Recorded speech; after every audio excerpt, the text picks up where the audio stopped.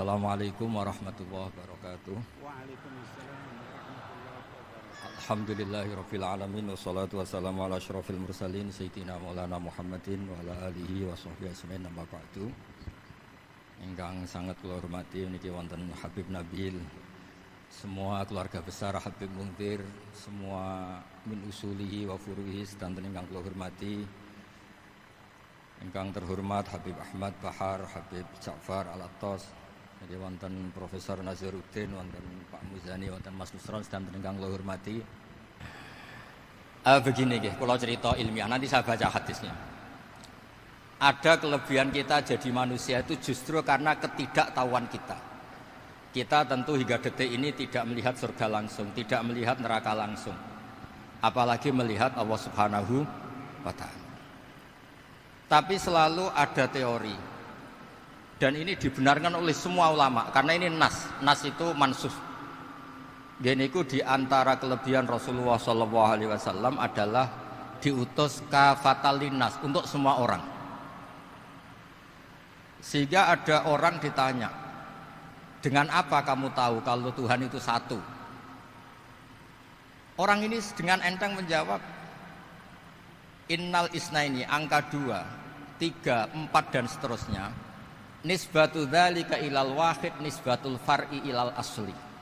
Jadi segampang itu nerangkan ayat qul huwallahu ahad. Allah itu satu. Karena angka itu 2, 3 sampai 1 miliar 1 triliun. Nisbatu dzalika ilal wahid nisbatul far'i ilal asli. Semua itu asal usulnya satu. Begitu juga begitu gampangnya Syekh Nawawi Al-Bantani menerangkan. Kenapa bismillah itu dimulai ba. Huruf hijaiyah kan alif, tapi kalau bismillah dimulai dari satu ba. Ba itu ada titik satu. Anda gambar kambing, gambar apa saja. Gambar Anda entah baik entah jelek, itu tetap dimulai satu titik. Nah, satu titik ini disebut nuqtatil wujud, asal usul wujud. Sebab itu kitab I'anatul Thalibin, tadi Habib Nabil cerita sanad-sanadnya Mbah Mun. Sebetulnya kalau boleh angkuh, yang berhak cerita itu saya, karena kitabnya milik saya. Tapi beliau tak kasih terus cerita, ya alhamdulillah. Ada penyambungnya. Nanti tak kasih lagi beliau. Ya memang yang paling berat beliau karena turunannya itu. Tapi kitabnya dari saya, jadi ya satu-satu. Kitab I'anatul Thalibin itu dikarang oleh ulama top, namanya Sayyid Abi Bakar Sato. Beliau punya murid yang sangat terkenal di Indonesia, namanya Syekh Mahfud At-Turmusi. Syekh Mahfud ini punya murid diantaranya yang paling terkenal tentu Mbah Hashim sama Mbah Ahmad Dahlan, pendiri Muhammadiyah. Jadi kemudian kitab I'anah ini populer sekali untuk menerangkan fikih-fikih di Indonesia. Termasuk cerita bahwa wujubul jihad itu wujubul wasail lal maqasid. Jadi jihad itu wajib, itu wujubul wasail lal maqasid. Sama cari di sarah. Sekiranya dakwah itu bisa tidak dengan jihad, dengan pengajian kayak Majelis Rasulullah, kayak Majelis Nurul Mustafa, kayak kiai-kiai kampung, itu sudah cukup karena sudah isolul maksud, orang sudah menjadi kenal Allah Subhanahu wa taala. Sebab itu ketika Sayyidina Ali diutus di beberapa peristiwa termasuk di Khaybar, Sayyidina Ali didhawuhi la ayyahdiyawu bika rajulan wahidan khairan laka min humrin na'am. Ada satu saja yang Islam karena kamu itu lebih baik daripada kemenangan. Nah, kemudian ini supaya otoritatif menghormati masjid ini, Masjid Istiqlal, masjid yang luar biasa bersejarah. Saya baca keterbatasan kita, tapi ini menjadi kelebihan. Ini hadis di Shahihul Bukhari.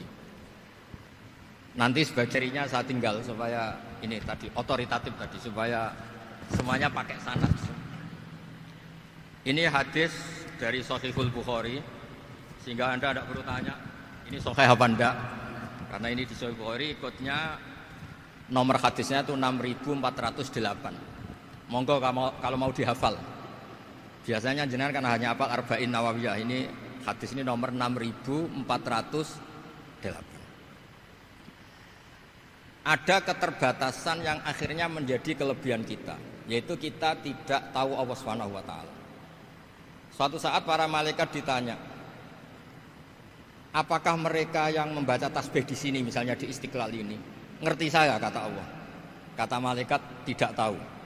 fayaqulu hal ra'auni qal fayaquluna la wallah ma ra'auka qal fayaqulu kaifa la ra'auni yaquluna asyadda laka ibadatan wa asyadda laka tamjidan wa aktsara laka tasbihan. Andaikan manusia itu ngerti engkau ya Allah, maka tasbih mereka ini akan lebih dari kita. Saya beri contoh, ini terutama untuk dzurriyyah Rasulullah SAW. Nabi itu manusia, basar, tapi lakal basar. Nabi ketika muji Allah SWT ini supaya kalau sholat jangan hayati. Misalnya pertama muji begini, lakal hamdu mil'us samawati wa mil'ul ardi. Kebanyakan di Jawa memang baca pakai rofaknya mil'u, tapi di beberapa sanad dibaca mil'a, itu urusan i'rab lah. Engkau itu saya puji seluas langit dan bumi, seluas langit dan bumi. Seluas langit dan bumi itu enggak keren, karena langit ini tetap mahsurah, as-samawat ini apapun luasnya langit itu tetap terbatas. Bumi apapun luasnya juga terbatas. Apa yang diteruskan oleh Rasulullah SAW? Wa mil'u ma syi'ta min syai'im ba'd. Dan pujian saya ini ya Allah sesuai kehendakmu, sejumlah kehendakmu, karena ini yang tidak terbatas. Begitu juga ketika Nabi dengan keterbatasan sebagai manusia, bukan sebagai habibullah, atas nama manusia. Nabi itu punya dua sisi, kadang sebagai basar, kadang sebagai habibullah. Dan sama-sama penting untuk mengawal Islam ini. Saya ulang lagi, sama-sama penting untuk mengawal Islam ini. Ketika Nabi sebagai basar ngendikan begini, la nuhsi Allahumma lakal hamdu hamda yuwafi ni'amaka, misalnya pakai mukhatab, wa yukafi mazidak. Saya memuji engkau ya Allah dengan pujian yang sesuai jumlah nikmatmu, wa yukafi mazidak, dan bisa berserasian dengan tambahan-tambahan nikmatmu. Tapi apapun luasnya nikmat itu terbatas, sehingga Nabi nambahi, la ukhsi thana'an alaika anta kama atneta ala nafsik. Saya muji ini tidak terhitung, sama sejumlah pujian yang engkau lakukan. La uksi atau la nuksi thana alika anta kama atneta ala nafsi. Sehingga ini kreasi-kreasi Bani Adam yang malaikat itu tidak bisa. Saya ulang lagi, ini kreasi-kreasi Bani Adam yang bakat malaikat itu tidak bisa. Ini saya baca di kitab Fathul Bari, ini sarahnya kitab Bukhari. Kata Imam, ini saya ulang lagi, ini kata Imam Ibnu Hajar al-Asqalani, pensarah terbaik Bukhari. Jadi Sahihul Bukhari itu punya sarah paling terkenal namanya Fathul Bari. Itu gurunya Syekh Zakaria Al-Ansari. Syekh Zakaria itu dikenal sebagai Syekhul Islam.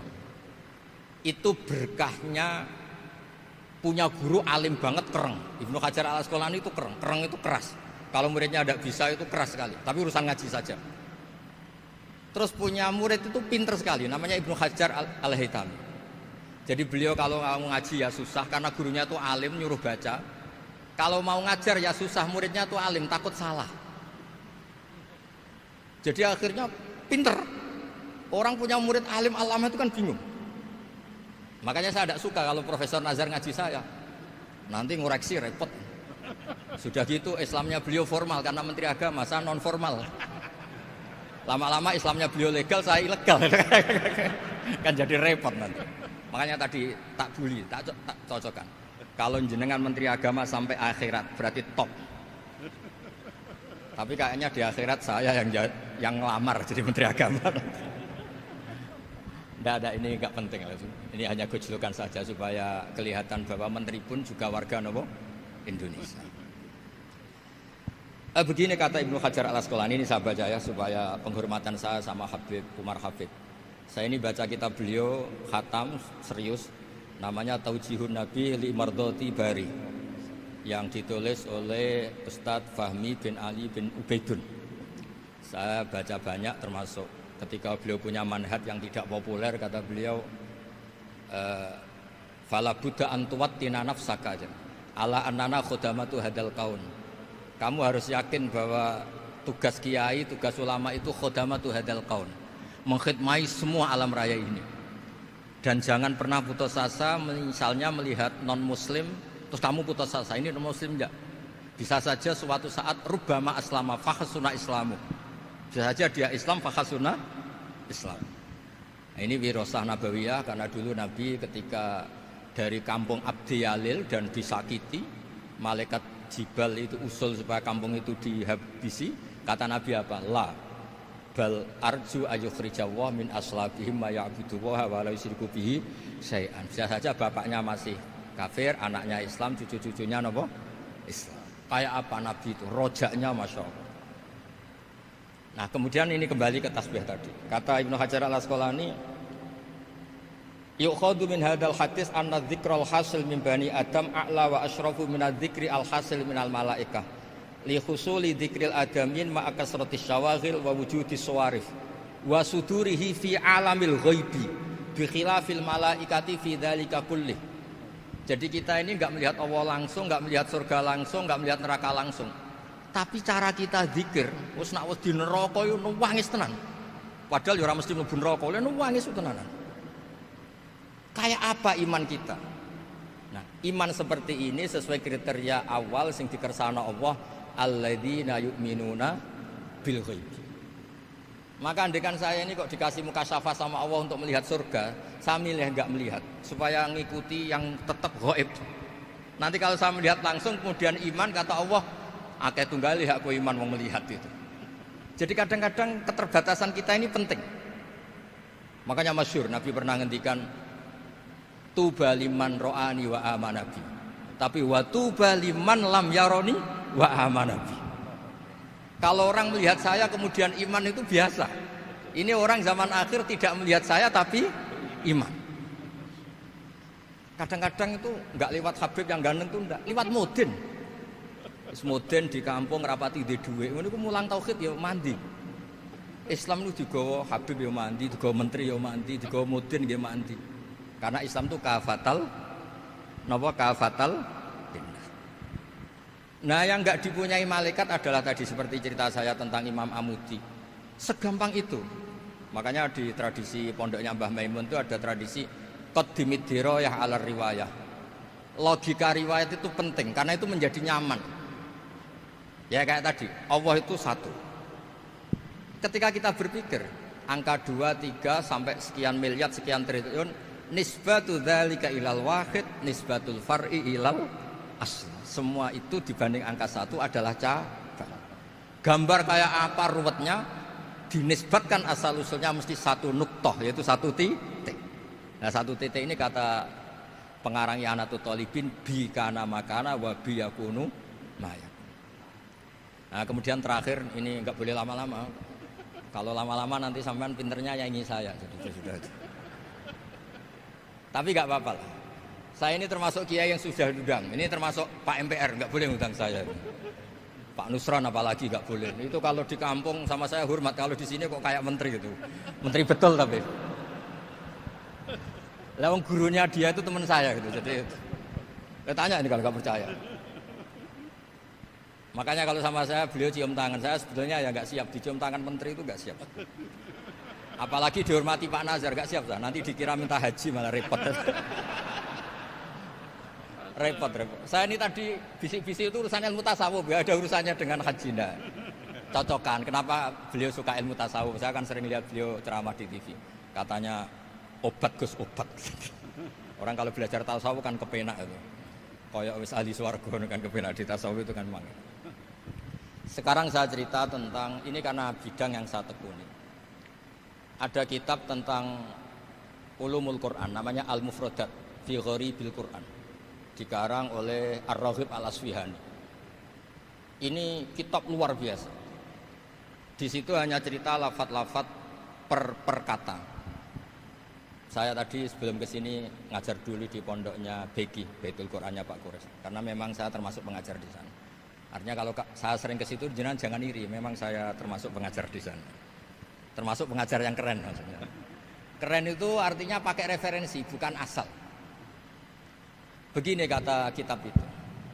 Rasulullah SAW itu kan punya nama Muhammad, orang yang banyak sikapnya atau semua sikapnya terpuji.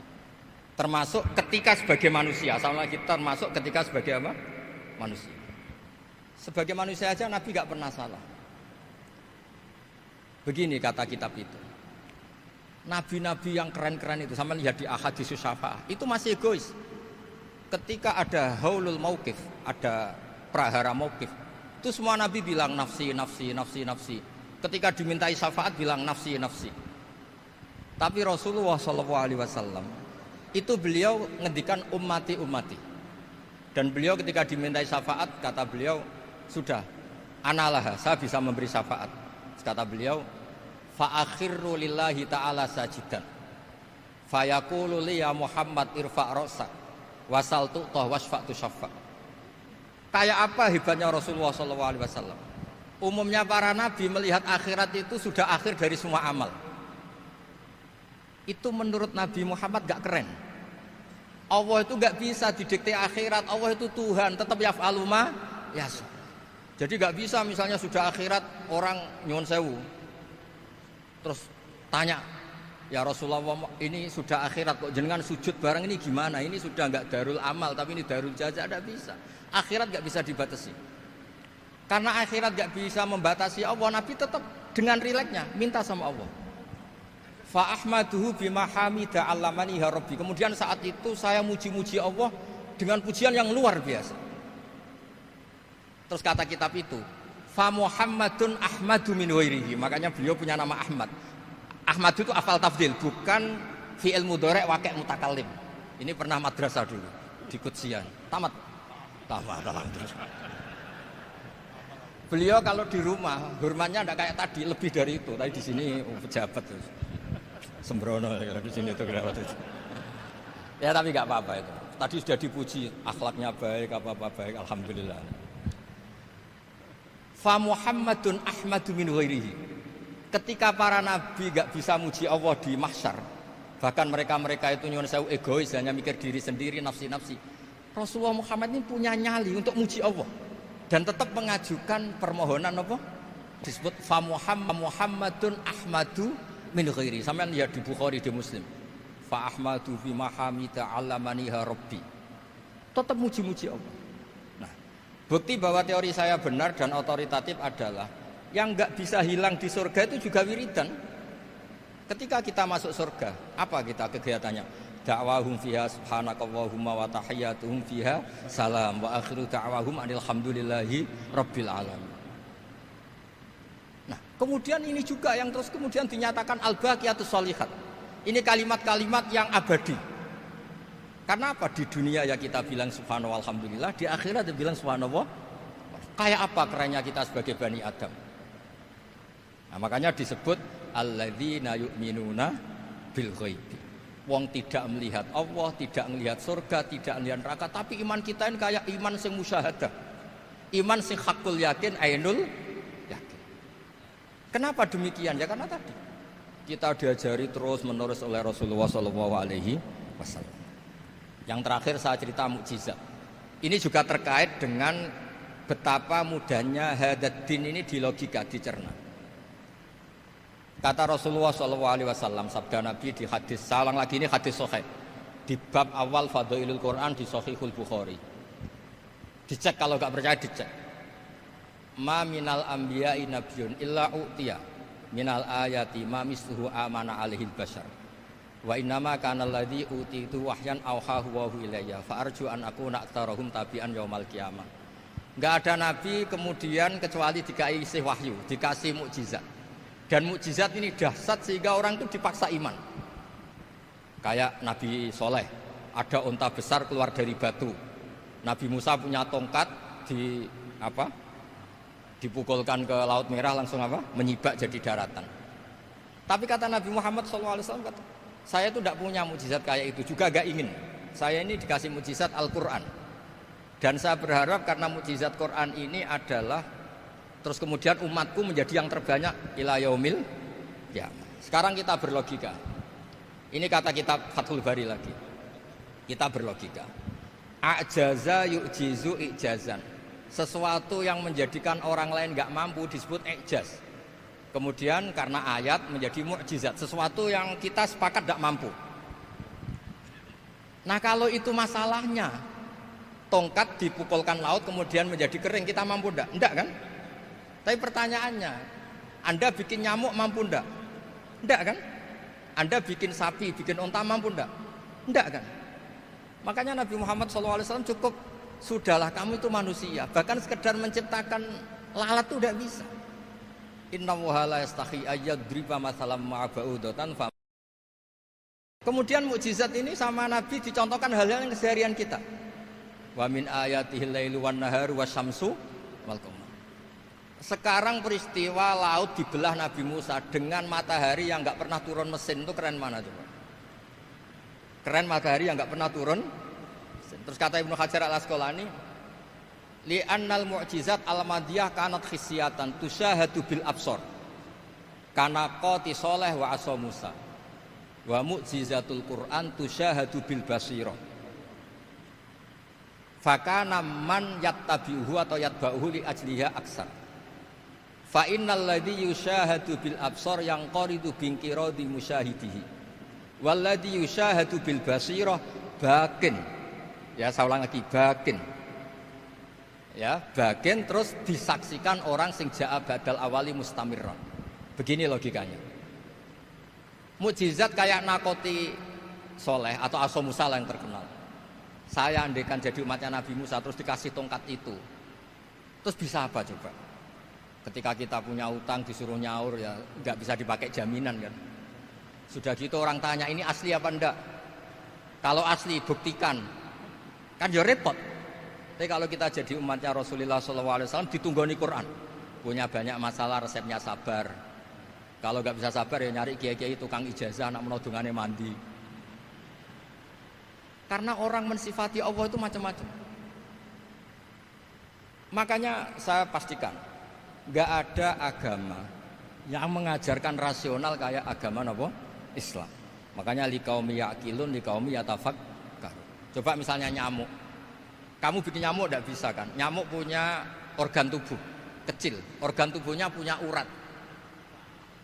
Kamu mikirnya kayak apa? Sekedar bikin patungnya saja tidak bisa, apalagi bikin nyamuk. Jadi untuk mengakui kudrohnya Allah yang tidak terbatas dan kita lemah, itu tidak usah nunggu peristiwa kayak terbelahnya laut. Cukup wa ma min dabbatin fil ardi wala ta'ir yatiru bi janahihi illa umamun amsalukum inna fi khalqis samawati wal ardi wakhtilafil laili wan nahar seterusnya la ayatil liqaumi yaqil. Nah, gara-gara pola yang diajarkan Nabi itu ila yaumil qiyamah orang tetap Islam karena nyaman dengan kepastian mukjizat ini baqiyah ila yaumil qiyamah. Itu kayak apa baiknya Nabi? Makanya saya suka tadi burda yang dibaca. Ada ulama kayak Muhammad bin Said Al-Busiri yang ngarang burda. Itu kalau berpikir itu sederhana. Ngeten lho Gusti, malah nerangno pangeran. Lama da'awa da'ina li ta'ati bi akramir rusli kuna akramal umami. Ngeten lho Gusti, karena Rasul Muhammad itu terbaik, ya logikanya umatnya juga terbaik. Jadi lama da'awa da'ina li ta'atihi bi akramir rusli mesti kuna akramal umami. Jadi burda ini saking manjanya sama Allah sampai bilang gini. Wala yadhiqa Rasulullah jahuka biidal karimu tajalla bismimun takim. Ya Allah, engkau telah menamai Nabi engkau itu Raufur Rahim, yang penuh kasih sayang, yang sohibus syafa'ah. Maka ketika engkau ingin nyiksa kami dengan alasan engkau ini al-muntakim, dat yang bisa nyiksa orang maksiat, jenengan harus ingat ya Allah bahwa Nabi kita itu Nabi yang engkau gelari Raufur Rahim. Ya kalau gitu jangan jadi nyiksa. Terus gunanya apa digelari Raufur Rahim ra iso nyafaati gitu. Itu jenenge wala yadhiqa Rasulullah jahuka biidal karimu tajalla bismillah. Terus fa inna min judika dunya wa darrataha wa min ulumika ilmal lauhi wal qalam. Dan itu juga yang dibuktikan Rasulullah SAW. Sampai beliau ngendikan likulli nabiyyin da'watun mustajabah wa akhtabi da'wati syafa'atan ummati yaumal qiyamah. Semua nabi itu punya doa yang mustajab dan semuanya sudah dipakai di dunia. Tapi saya menyimpan jatah itu supaya saya tetap punya hak syafa'ah fi yaumil qiyamah. Terus ini bukti-bukti bahwa ilmu yang selama ini diajarkan para habaib, para kiai itu otoritatif. Saya hanya bantu jenengan memastikan kalau hadis itu sahih dimaknai oleh ulama-ulama yang kredibel. Ya, perjanjian terakhir tadi. Saya ini termasuk kiai yang sergap tanya Mas Nusron. Pak Muzani juga pernah ke rumah saya. Meja saya itu isinya ya kitab. Habib Nabil pernah ke kamar isinya kitab. Jadi kalau jenengan ngundang saya itu berhadapan-hadapan sama hukumnya Allah, yaitu ganggu orang belajar gitu aja. Mohon ngoten mawon. Assalamualaikum warahmatullahi wabarakatuh.